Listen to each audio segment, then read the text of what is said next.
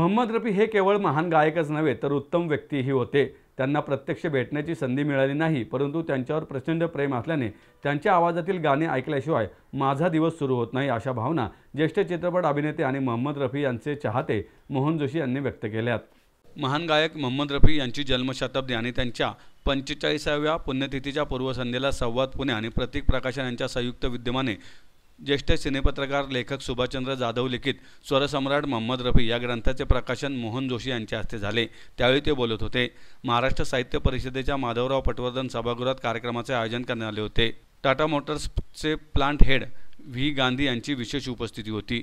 संवाद पुणेचे अध्यक्ष सुनील महाजन, निकिता मोघे, प्रकाशक प्रवीण जोशी मंचावर उपस्थित होते। मोहन जोशी म्हणाले, स्वरसम्राट मोहम्मद रफी या ग्रंथात मोहम्मद रफी यांच्या कारकिर्दीविषयी सखोल व अभ्यासपूर्ण माहिती असल्याने प्रत्येक रफी प्रेमीने हे पुस्तक जरूर वाचावे। मोहम्मद रफी यांच्यावरील पुस्तकाचे प्रकाशन करण्याचे भाग्य लाभले याचा आनंद आहे। संवाद पुणेच्या कार्याचाही त्यांनी गौरव केला। लेखनाविषयी बोलताना सुभाषचंद्र जाधव म्हणाले, वाचकांच्या प्रोत्साहनामुळे आज माझे 25वे पुस्तक प्रकाशित होत आहे याचा आनंद आहे। मोहम्मद रफी यांच्यावर प्रेम करणारे प्रकाशक मला भेटले हे माझे भाग्य आहे। सुरुवातीला सुनील महाजन यांनी प्रास्ताविक केले तर आभार निकिता मोघे यांनी मानले। पण ठीक आहे असं काहीतरी धुंदीत होतो मी आणि त्यांना विचारलं मी की करू शकतो का काही, तर ते नाही म्हणाले मला। शेवटी नाराज झालो, परत बाहेर गाडीत येऊन बसलो आणि गाणी ऐकत बसलो।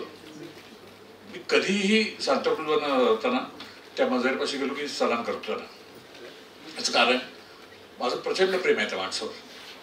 गाणी ऐकणं हा माझा छंद आहे। एक प्रसंग असा घडला माझ्या आयुष्यात की मोहम्मद रफी साहेबांना मी कधी बघितलेलं नाही, म्हणजे माझ्या नशिबात नाही ते कधी बघणं, दुर्दैवाचं।